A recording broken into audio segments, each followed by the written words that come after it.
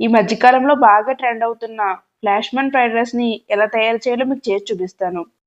ఈ మధ్య ఈ ఫ్లాష్‌మన్ ఫ్రైడ్ రైస్ చాలా ట్రెండ్ అయింది కదండీ! టేస్ట్ ఎలా ఉంటుందా అని ఒకసారి ట్రై చేసి చూద్దామని చేశాను.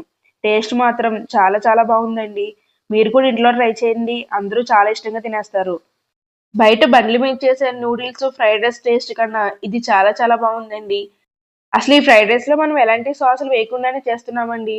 అయినా కూడా టేస్ట్ మాత్రం చాలా చాలా బావుంది. మీరొకసారి ఈ ఫ్రైడ్ రైస్‌ని చేసుకొని తిన్నారంటే ఇంకెప్పుడు మీరు బయటకి వెళ్లి తినరండి. అంత బావుంటుంది. పిల్లలు నూడిల్స్, ఫ్రైడ్ రైస్ కావాలని అడిగినప్పుడు బయటకి వెళ్లి తినిపించకుండా ఇలా ఇంట్లోనే ట్రై చేసేయండి. టేస్ట్ మాత్రం వాళ్ళకి చాలా నచ్చేస్తుంది. ఇంకా కావాలని అడిగి మరీ తినేస్తారు. స్పైసీగా, పీస్ జ్యూసీగా చాలా చాలా టేస్టీగా ఉంటుందండి.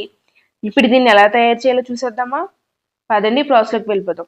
ఈ ఫ్రైడ్ రైస్ కోసం ముందుగా పావు కిలో బోన్‌లెస్ చికెన్ తీసుకోవాలి.